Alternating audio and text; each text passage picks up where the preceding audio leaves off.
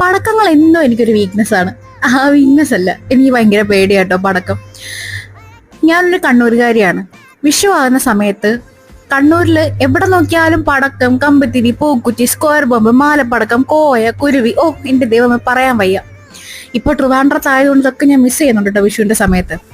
പക്ഷേ ഈ പറയുന്ന പേരുകളൊക്കെ ഭയങ്കരമായിട്ട് പറയുമെങ്കിലും എനിക്ക് പടക്കം ഭയങ്കര പേടിയാണ്.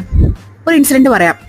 കൊച്ചായിരുന്നപ്പോഴത്തേക്കും എൻ്റെ അച്ഛൻ ഇപ്പോൾ പ്രവാസിയാണ്. പക്ഷെ അച്ഛൻ നാട്ടിലുണ്ടായിരുന്ന സമയത്ത് അച്ഛന് വിഷു ഭയങ്കര ഇഷ്ടമാണ്. കാരണം അച്ഛൻ ഇങ്ങനെ ഒരുപാട് പടക്കം വാങ്ങിച്ചു കൊണ്ടുവന്ന് എറിഞ്ഞൊക്കെ പൊട്ടിക്കും. രാവിലെ കണി കണ്ടു കഴിഞ്ഞാൽ നമുക്ക് ഈ പടക്കം പൊട്ടിക്കുന്ന ഒരു പരിപാടിയുണ്ട്.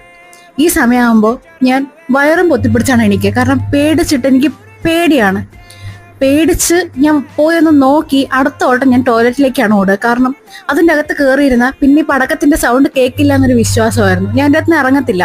പിന്നെ എൻ്റെ അമ്മമ്മ വന്ന് അച്ഛനെ വഴക്ക് പറഞ്ഞൊക്കെയാണ് എന്നെ പുറത്തിറക്കുക. അപ്പോൾ ഹാപ്പി വിഷു.